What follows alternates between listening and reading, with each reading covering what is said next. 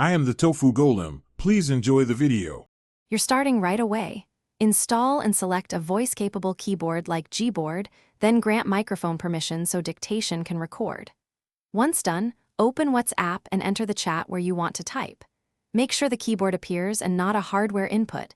If needed, tap the keyboard icon to switch. Now locate the microphone key on the keyboard, usually next to the spacebar. Tap it to begin voice typing. Speak naturally, and watch your words convert to text in real time. Next, you'll configure the keyboard for reliable results. On Android, go to Languages and Input, open your virtual keyboard settings, and enable Google Voice Typing or Gboard's voice input. Turn on any offline voice model for faster response.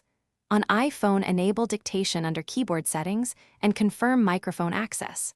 Make sure the language matches your spoken language and add any secondary languages you use.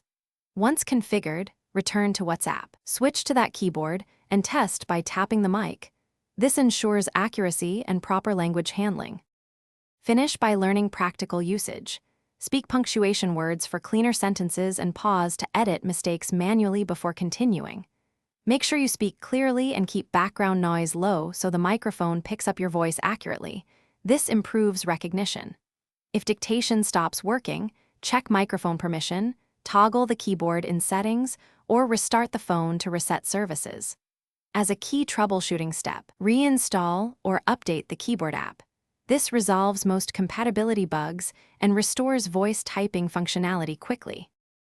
Thanks for watching. Consider subscribing if we helped you today.